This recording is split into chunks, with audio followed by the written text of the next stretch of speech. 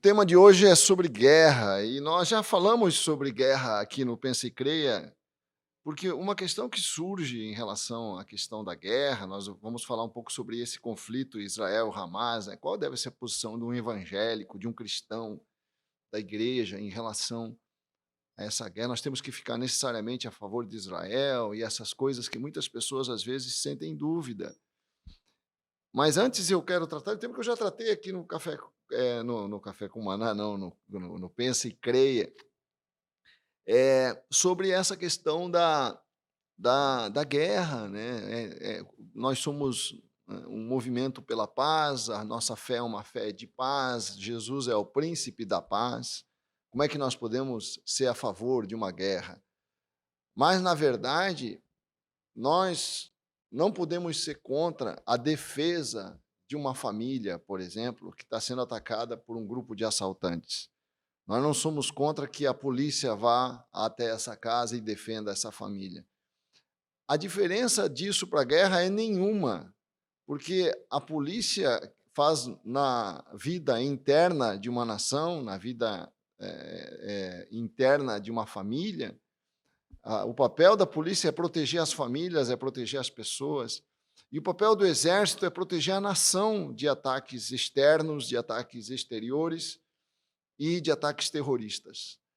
Desse modo, quando um exército faz guerra, essa guerra vai ser justa sempre que for uma guerra de defesa contra uma agressão que está para acontecer ou uma agressão que está acontecendo contra a nação. Essa guerra é justa, essa guerra não é injusta. Essa guerra é uma defesa da paz da nação. A nação está em paz, está sendo agredida, o exército se levanta para defender a nação.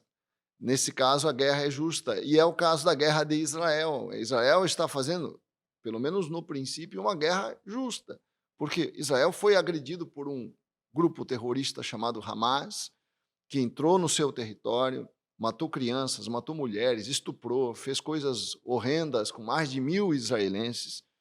Desse modo, Israel responde a essa agressão e um dos alvos dessa guerra de Israel é eliminar por completo o Hamas, porque o Hamas é uma fonte de ameaça constante contra a nação de Israel. Essa é a razão da guerra. A pergunta que muitas pessoas estão fazendo, e houve uma recente declaração do presidente da República de que Israel está se comportando em relação aos palestinos como Hitler se comportou em relação a Israel na Segunda Guerra Mundial em relação aos judeus.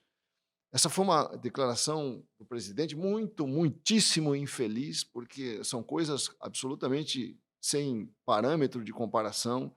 Porque Israel foi gratuitamente perseguido, mais de 100 milhões de judeus foram sacrificados na Segunda Guerra Mundial sem razão nenhuma, apenas por conta da sua condição de ser judeu. E, no caso desta guerra, Israel está respondendo a uma agressão.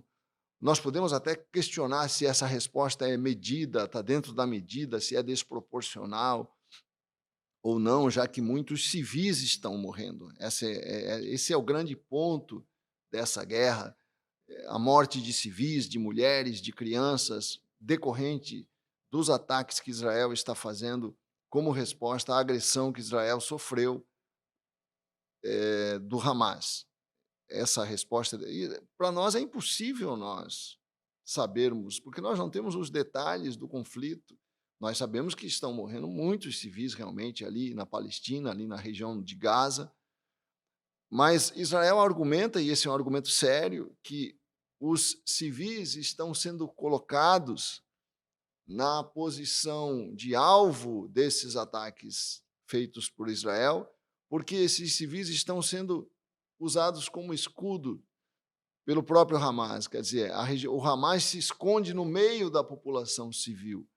O Hamas não se comporta como um exército, como um grupo que se veste como militar. Eles se vestem como os civis, eles se posicionam como civis, eles se ocultam no meio dos civis, usam os civis, não permitem que os civis saiam daquela região para eles poderem se esconderem melhor. Esse é o argumento de Israel. Então, é impossível atacar o Hamas sem atacar os civis, porque os civis são sendo usados como escudo. E, segundo a Convenção de Genebra, que é a convenção internacional que regula essa questão da proteção das populações civis nas guerras, se um grupo terrorista, um grupo armado, um exército, usa os civis como escudo para evitar o ataque da potência estrangeira contra a qual esse grupo está guerreando, a culpa não é da potência que ataca, mas a culpa é de quem usa os civis como escudo. Não é permitido pela Convenção de Genebra que civis sejam usados como barreira de proteção para que um grupo terrorista, um exército, não seja atacado pelo outro exército inimigo. O dever é de todos os exércitos retirarem as populações civis do local de conflito. Se o Hamas, conforme Israel está alegando, está usando esses civis como escudo, não pode culpar Israel por fazer os ataques que está fazendo. Isso tudo para mostrar para você que é uma questão séria, não é uma questão tão simples de resolver. Não podemos simplesmente, como a imprensa está fazendo, pegar e contar o número de civis que estão sendo alvejados nesse conflito e dizer, olha, Israel está sendo profundamente injusto, porque Israel tem um alvo muito bem definido nessa guerra, que é eliminar o Hamas. Se o Hamas se esconde atrás da população civil, como é que Israel vai cumprir esse alvo? Não existe forma. A culpa não é de Israel que está agredindo, a culpa é de quem está usando os civis como escudo. Esse é o argumento de Israel, um argumento sério, deve ser levado em conta, e nós cremos que nós temos a tendência, nós temos uma dívida de gratidão enorme com Israel, nós amamos Israel, nós devemos nossos valores. Jesus veio de Israel, a palavra de Deus, a Bíblia veio de Israel, todos os discípulos de Jesus eram judeus.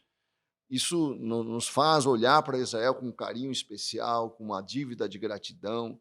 A palavra de Deus fala em Gênesis 12, verso 1, quando Deus tira Israel, tira Abraão de sua terra e promete que vai fazer de Abraão uma grande nação. Deus diz a Abraão, e abençoarei os que te abençoarem, amaldiçoarei os que te amaldiçoarem, e em ti serão benditas todas as famílias da terra. Quer dizer, há uma bênção sobre Israel, e nós vemos essa mesma palavra, Isaac repete para Jacó, lá em Gênesis 27, 29, quando Isaac vai abençoar Jacó, Jacó é Israel, né? Jacó é o pai de Israel, e em Gênesis 27, 29, Isaac diz para Jacó que as nações o sirvam e os povos se curvem diante de você.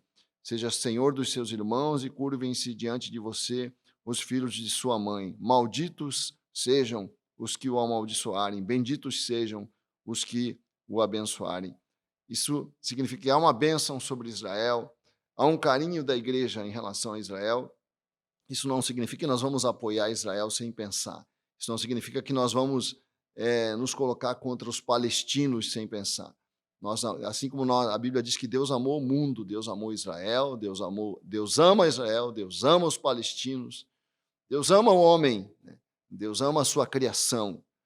Mas há uma bênção especial sobre Israel, e a guerra não é contra os palestinos, a guerra é contra o Hamas, e há grande suspeita de que o Hamas está usando os palestinos como escudo justamente para Israel sofrer esses ataques, essas acusações que está sofrendo.